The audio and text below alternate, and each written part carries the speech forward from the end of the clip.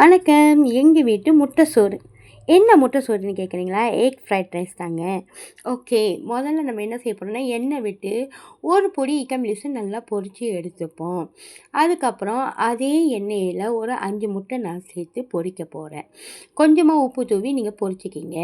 நம்ம செய்ய போகிற குவான்டிட்டி பார்த்திங்கன்னா, ஒரு 4 பேர் சாப்பிட்ற மாதிரி. ஓகே, முட்டை நல்லா பொரிஞ்சு வந்ததுக்கப்புறம் மறுபடியும் கொஞ்சம் எண்ணெய் விட்டு ஒரு 7 பல்லு பூண்டை நான் பொடுசாக சின்ன சின்னதாக நறுக்கி வச்சுருக்கேன். அதுக்கப்புறம் ஒரு 5 காஞ்ச மிளகா வெட்டி வச்சுருக்கேன். நீங்கள் போட்டு அந்த எண்ணெயில் நல்லா தாளிச்சிக்கிங்க. அது பூண்டு நல்லா ப்ரௌனிஷாக ஆனதுக்கப்புறம் நீங்கள் பொரித்து வச்சுருக்க முட்டையை அதிலே நல்லா சேர்த்துக்கிங்க. சேர்த்து மறுபடியும் நல்லா வறுத்து எடுத்து அதுக்கப்புறம் நீங்கள் உங்களோட ரைஸை அதில் ஆட் பண்ணி நல்லா கிண்டி விடுங்க. சோறை குழைய விட்டுறாதீங்க, கண்டிப்பாக நல்லா இருக்காது நசி கோரிங். அதுக்கப்புறம் நல்லா கிண்டி எல்லாம் மிக்ஸ் வெல் ஆனதுக்கப்புறம் நீங்கள் என்ன செய்யுங்க, கொஞ்சமாக உப்பு நீங்கள் அப்படியே போட்டிங்கன்னா நசி கோரிங்கில் திட்டாக நிற்கும். அதனால நீங்கள் உப்பை கரைச்சி வச்சு அதெல்லாம் நல்லா தூவி விட்டு கிண்டுங்க. உங்களுக்கு போதுமான அளவு உப்பு பார்த்துக்கிங்க.